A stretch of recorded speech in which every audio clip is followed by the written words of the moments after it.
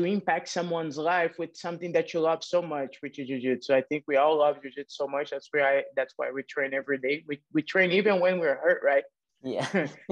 that's how much we love jiu-jitsu, and that's how you wanted to pass that passion to others. So you want to others around you see jiu-jitsu the way that you see. Oh yeah, yeah. When the spotlight hit you, oh no, I need you like just. Hello everyone, welcome back to another Yobjj episode. Today I'm here with a special guest, Professor Ana Laura Cordeiro. She is an amazing, phenomenal role model here at the Gracie Barra team, and she trains and is head coach there at Gracie Barra Upland. So a big warm welcome to Professor Ana. Thank you so much, Prof. Ana, for saying yes and being part of today's episode. It's my pleasure to be here and contribute a little bit. So always good to spread more and more jiu-jitsu around.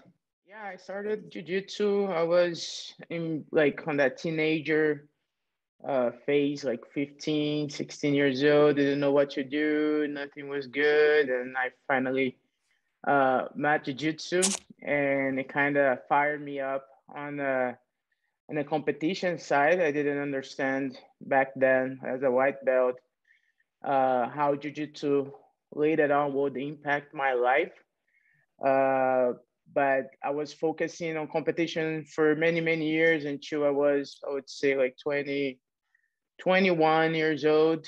And then I got a little back injury that put me away from the competition scenario for 5 years. And then I returned it back, and then I compete for another 3 or 4 years. It's when I got like some of my biggest accomplishments, like two times as a black belt, even though I had won one of the World Championship as a brown belt, because back in the day at IBJJF, brown belts and black belts used to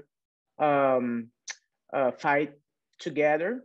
They didn't have that separation because there was not many black belts. Totally different today. And then I got the ADCC title as well. I got to compete at Abu Dhabi, something that I wanted as well. I got second place there. And yeah, I've been training since my 16. I'm now 35. It's for 20 years. So I've been spending almost my whole life doing this. So much for mentioning, the amount of accomplishments that you have received, and like you said, for so many years, you've been dedicated to able to stay persistent through those hard days. Yeah, I think actually when you're on your good days, like when you on the beginning of your career, right, you don't have too much pressure. And I think jiu-jitsu is teaching you, like, since day one, especially about egos. So I always tell my students, especially Cody and Jason, those guys are always competing out there. There is not a bad thing to have ego. You just need to know how to manage. And there's two types of ego, right? The healthy ego, the one that we all competitors and even professors we have to have, like because it makes you improve, it makes you want to be your better version every day. And that's the bad ego, the unhealthy ego that kind of stopped you from doing things that you shouldn't be doing to make yourself better, right? So we always have those kind of conversations, because there is always insecurity. There is always like, I'm not ready, but I wanted to go and I know I have to go. And that's when I bring it up, their ego, that bad ego, it's talking louder than the healthy one. And I think you cannot actually, the fear of losing or not perform well cannot stop you to doing things that it's going to benefit you in the long term. And I think competition is just one of the tools that develop us, right, to make us be better competitors, but also better future school owners, better professors, better train partners. So you cannot avoid, or you cannot not competing just because your ego is telling you no. Yeah, that's an incredible point that you get, so valuable for those listeners that are listening for today. the two sides to the coin, right? To the ego, having a healthy and bad ego. And what's special about you as well, Prof, is that you go beyond being a world champion. Like there are many that I find, I do a lot of research into jiu-jitsu and learning about history because there's so much to learn, right?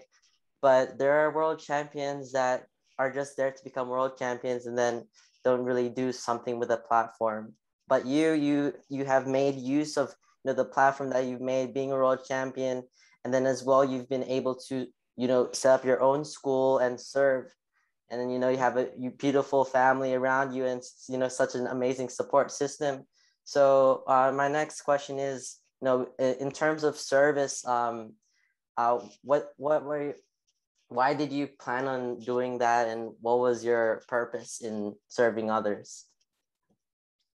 Yeah, that's an excellent question, because I think it's some of those things that you don't see it when you're young. When you're young, like all of us competitors, especially in a young stage of our careers, I would say we're very selfish, right? We want everything for us. We want the best training for us.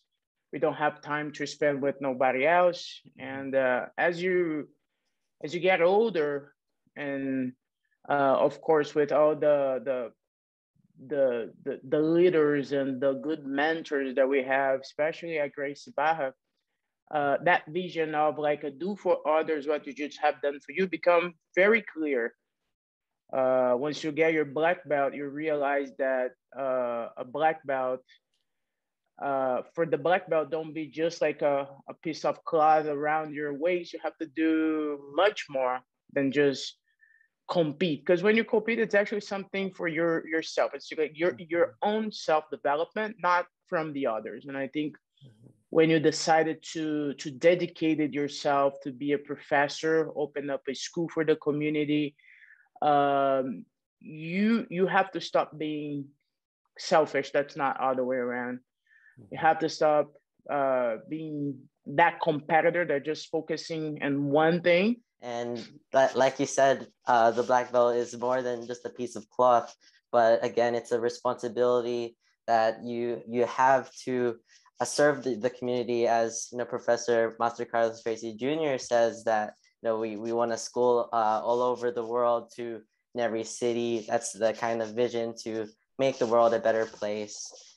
Yeah, and when you're a professor, right, you have to pass that. You already understood. Like I already understood. Now, what's my next goal? My next goal is try to make the people around me, which my students, to understand the same vision. Maybe they're not going to open a school, but some of them wanted to, and it's so it's so amazing to hear from my students of yours. Like, hey, I'm thinking about changing careers, and I'm thinking about opening a school because I like the way that I like the feel. I like when I'm here, and I want to have the same the same feeling every day when I come. The same feeling that I feel when I come to the school. And you have like a young generation, like young guys like Cody and Jason, who wants to dedicate their life and want to be a school owner some days. Like you completely changed that person's life, and that's very serious. That's a lot of pressure at the same time, but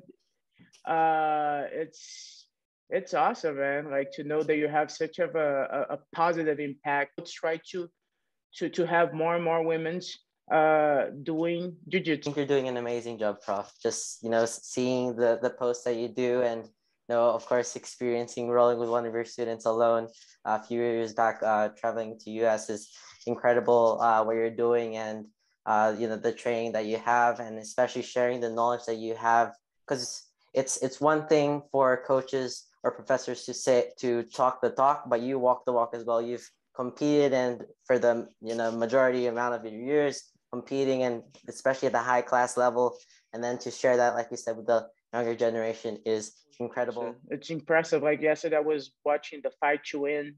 It was in Los Angeles, and there's so many good fights, and like the girls fight, and I'm still trying to contribute. I don't know if you guys, if you saw, but I just the the great, the GB event. about it. Yeah, Yeah, the GB events, like they invited me to be part of the super fights, and I was like, of course, I'm gonna do it.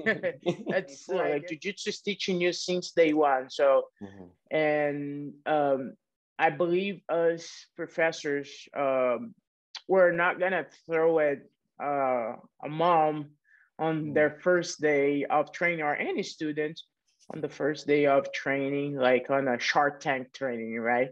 So we're gonna prepare them.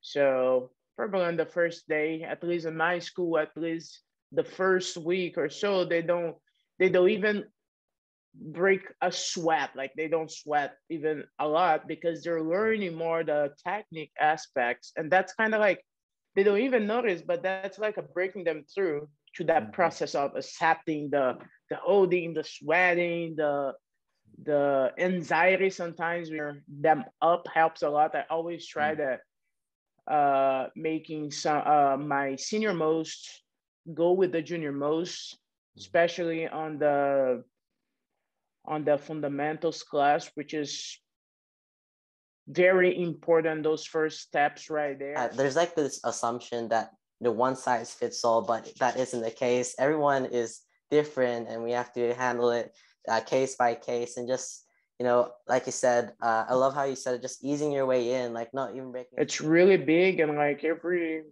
day there is another, like some a different mom or dad, and some people that you don't even. And I think the fact also, a female teaching classes, it's very like Claire, my daughter Claire, she also she goes to jiu-jitsu every day. She trains every day. And I think a lot of moms, they recognize that, and like, hey, wait a minute, like we kind of have the same lifestyle. Like she works, she's a mom, she's here, and she trains. It makes it the way easier for other women, for sure. So I always tell the school owners, like, hey, what should I do better? In my school, I'm like, do you have any women on your staff? Oh no. Okay, so that's the first thing you have to do. Yeah, you need to That's the first thing you have to do. Three young ladies helping me out on a daily basis on the adults class and also on the kids class. If you don't mind, because I know personally we've had stories at our gym on moms that we wouldn't think in the whole world like would train jiu-jitsu, but all of a sudden you're like, oh, you want to train? Okay. Like, was there any situation in your school that you've had that like there was some that wanted to train, and it was just really unexpected to see, and you've seen transformation in that? Oh, all the time. Like, oh, I'm gonna sign up. I'm like, and I always teasing the moms too. I'm like, hey, when are you gonna step on the mat? Hey, when are you gonna step on the mat? You've been coming here for the last 5 years. You know more than a blue belt. Yeah. And I think that make them think, like, hey, wait a minute. Like, I've been coming in here in a while. I know the warm up and everything. I know how to hip skate probably by now.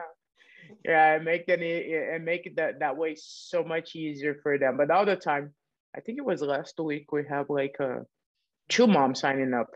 Wow. Yeah. Like out of the benches straight to the mat. I know I'm gonna sign up. I had to do it. They feel a little bit intimidating. They don't know everyone on the mat yet. They kind of tend to want it to be partner up just in between them. But 3 months later, you can see they feel much more comfortable on the mat. They know they're all their trained partners, and they actually want something just to bond them together. And then right after the class, we go and I invited them to go for a brunch, and then we can talk and like we just start bond together. It's amazing. Guys, 10 years ago, I would never imagine that I'll be so many people training jiu-jitsu like nowadays. But taking in consideration, see what have happened in the last 10 years, man, I think jiu-jitsu is gonna be in a whole like a different level of practitioners, like for everything that all the schools have been doing, and I can see the improvement. Not because we follow we talk with other jiu-jitsu practitioners from other schools as well, and you see that everybody, it's kind of getting the vision of not focusing too much on only competition, but use jiu-jitsu as a tool to develop people, right? And making the schools more and more welcome, not only for the competitors as it used to be when I started jiu-jitsu. Right. So you start from another generation where it's not just the tough guys that survived at the school, you know? Yeah. And I think the more and more other schools, other professors understands this valuable lesson of jiu-jitsu, our schools are gonna get more and more attracted. You could share like where we can follow. Share us your announcement in your super fight. What's coming up for you in the future?